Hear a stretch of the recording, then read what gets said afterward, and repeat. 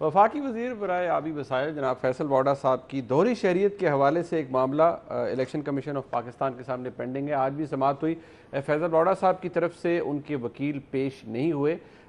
ये मामला है क्या, इसका बैकग्राउंड भी है और फैसल वाडा साहब के ऊपर एक्चुअल ये इस हवाले से इल्ज़ाम क्या है या एतराज़ क्या है, ये जानने के लिए चलते हैं जहांगीर जदून साहब की तरफ, जो कि एडवोकेट हैं, सीनियर एडवोकेट हैं सुप्रीम कोर्ट ऑफ पाकिस्तान के, हमारे साथ सामने मौजूद हैं। बहुत शुक्रिया जहांगीर जदून साहब, आप इस मुकदमे के अंदर, इस मामले के अंदर वकील भी हैं एक पिटिशनर की तरफ से।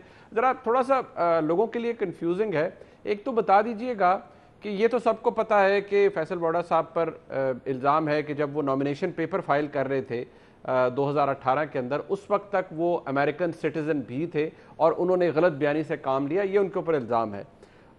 हमने कोशिश की कि फैसल वाडा साहब को आज प्रोग्राम में मदऊ किया जाए। अगर उनको ये भी हमने कहा कि अगर वो खुद मसरूफ़ हैं तो अपनी साइड से किसी वकील को नॉमिनेट कर दें, वो इस प्रोग्राम का हिस्सा बने, लेकिन उनकी तरफ से कोई जवाब मौसूल नहीं हुआ है। बट जहांगीर जदून साहब, आप फरमाइएगा, ये कोई मामला हाई कोर्ट के अंदर भी है, वहाँ पर भी था कि इसकी अर्ली हियरिंग की जाए, तो और ये 4 पिटिशन्स थी, तो ये एक्चुअली स्टेज क्या है इसकी? ये 4 पिटिशन्स हैं, क्लब हुई हुई हैं, या इस्लामाबाद हाई कोर्ट के अंदर मामला अलग है? ज़रा लोगों की आसानी के लिए ज़रा इसके बारे में पहले बताइएगा। बहुत शुक्रिया मुनीब साहब, आपने मुझे मौका दिया है इस बात को ज़रा एक्सप्लेन करने का।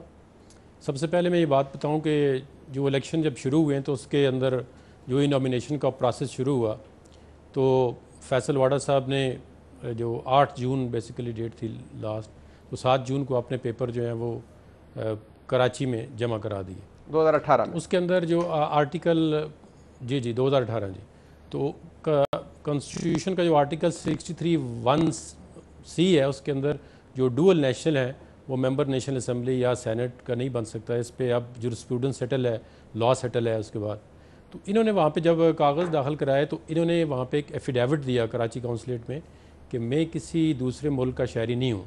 अच्छा जी। और इन्होंने साइन किया, और वो एफिडेविट जो है वो सुप्रीम कोर्ट ने प्रिस्क्राइब किया था कि जब ये स्पीकर नेशनल असम्बली वर्सेस अबीब अकरम साहब का जो केस आया था, तो उसमें वो एफिडेविट डिस्क्राइब हुआ कि इसमें क्या क्या चीज़ें लिखनी है। तो उसमें एक पैराग्राफ में लिखा था कि आपने अंडरटेकिंग देनी है ऑन ओथ कि जी मैं किसी दूसरे मुल्क का शहरी नहीं हूँ। ये इन्होंने एफिडेविट जो है वो जमा करा दिया। ठीक है जी। उसके बाद 18 जून 2018 तक इनके पेपर की स्क्रूटनी हो गई, तो इनको बताया गया कि आपके पेपर ठीक हैं तो आप इलेक्शन लड़ सकते हैं। तो इसके बाद 22 जून को ये जो अमेरिकन काउंसलेट कराची है वहाँ पे पेश होते हैं। अच्छा। उसका जो फॉर्म है अपने सिटीज़नशिप रिनाउंस करने के लिए, उसके फॉर्म के अंदर अन ओथ ये ख़ुद पर्सनली जाना पड़ता है और अन ओथ जो है वो कहना पड़ता है कि मैं रिनाउंस कर रहा हूँ अमेरिकन नेशनलिटी। ठीक। तो ये वहाँ काउंसलेट पे मैं पर्सनली गए 22 जून को, और उन्होंने कहा जी मैं अपनी नेशनलिटी रिनाउंस करना चाहता हूँ। ठीक है। तो फिर 25 जून को इनको वो सर्टिफिकेट मिला है, और उसके ऊपर 25 जून की स्टैंप हुई है काउंसलेट की कि 25 जून को इनको वापसी पे सर्टिफिकेट मिला है कि आपकी जो नेशनलिटी की रिक्वेस्ट थी वो एक्सेप्ट हो गई है।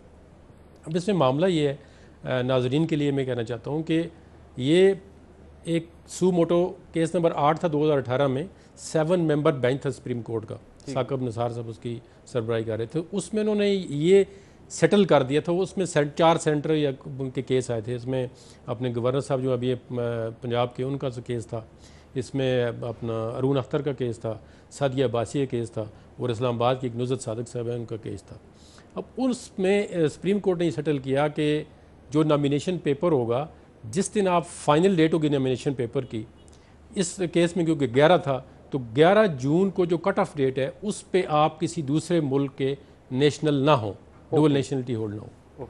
अब फैसल वाडा साहब के केस में कैटेगोरिकली क्लियर है, प्रमा फिशाई, कि ये 11 जून को अमेरिकन नेशनलिटी होल्ड कर रहे थे। इन्होंने इवन दरख्वास्त भी नहीं दी थी। ठीक हो गया। और ये अब सटल जुरिस्प्रूडेंस है कि जो आखिरी डेट होगी नॉमिनेशन पेपर की, कट ऑफ डेट होगी, उस दिन पर आपने रिनाउंसेशन जो सर्टिफिकेट है या रिवोकेशन है वो प्रोड्यूस करनी है बिफोर द इलेक्शन कमीशन, जो भी रिटर्निंग अफसर जहाँ पे कागज़ दाखिल करा के। अब इनके केस में प्रमा फिशाई बिल्कुल हर चीज़ वाज़ेह है कि उस वक्त ये अमेरिकन नेशनलिटी होल्ड कर रहे थे।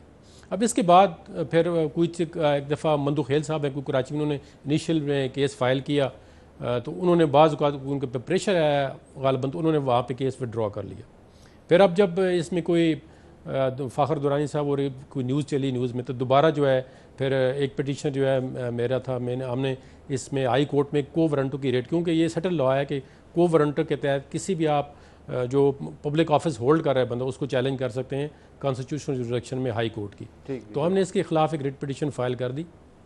29 जनवरी 2020 को एक ऑर्डर पास किया इस्लामाबाद हाई कोर्ट ने कि आप अपना जवाब जमा कराएं।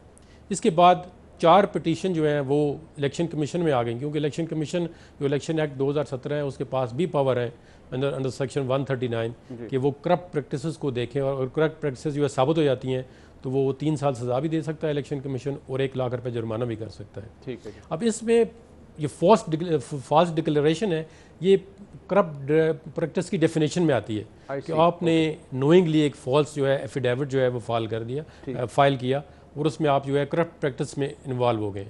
तो ये बेसिकली अब आज जो केस लगे थे 4 पिटिशनर हैं, तो मुसलसल जो है उनको नोटिस गए, हाई कोर्ट की तरफ से भी नोटिस रिसीव हुआ है, इलेक्शन कमीशन की तरफ से भी बार बार नोटिस आ रहे हैं। तो फैसल वाडा साहब ना खुद पेश होते हैं ना अपने वकील को पेश करते हैं। ठीक है। तो पीछे हमने हाई कोर्ट में भी एक अर्ली हियरिंग की एप्लीकेशन दी कि जी इसका केस का फैसला करें। ये नहीं केस अगर लंबा हो गया 2 साल और गुजर गए या कोई अरसा, तो ये तो वो ऑटोमेटिकली जो हमारी पिटीशन है इन्फ्रक्शस हो जाएंगी।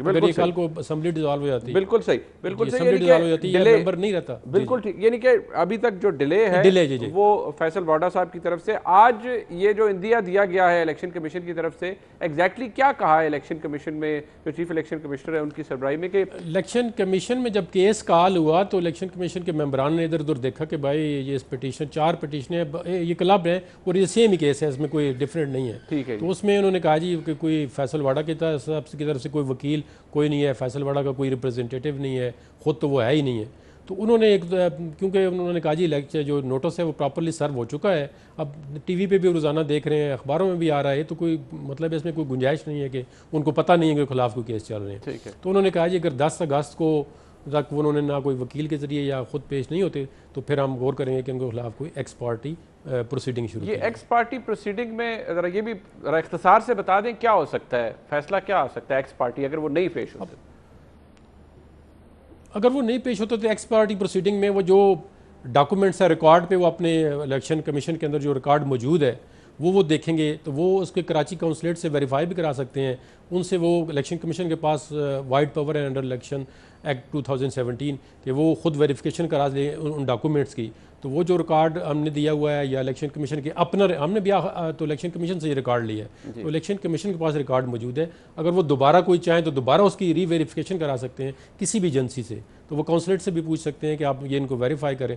अगर वो वेरीफाई हो जाता है तो वो बिल्कुल प्राइमा फेशियाई केस जो है it's case of disqualification under the constitution. ठीक, बहुत शुक्रिया जहांगीर जदून साहब आपका। जैसे कि मैंने पहले अर्ज किया कि हमने कोशिश की फैसल वाडा साहब को यहाँ मदऊ करने की, ये भी ऑप्शन मौजूद है कि वो अपने वकील के ज़रिए भी पार्टिसिपेट कर सकते हैं इस प्रोग्राम में। ये प्रोग्राम हाजिर है, ये फोरम हाजिर है, प्लेटफॉर्म हाजिर है। फैसल वाडा साहब किसी भी वक्त चाहें अगर इस प्रोग्राम के अंदर इसका हिस्सा बने और अपनी पोजीशन जो है इस हवाले से जो उनका स्टांस है कम से कम वो ज़रूर वो बता सकते हैं। आज का प्रोग्राम आपने देखा, फीडबैक ज़रूर दीजिएगा। देखने का बहुत शुक्रिया। खुदा हाफिज़।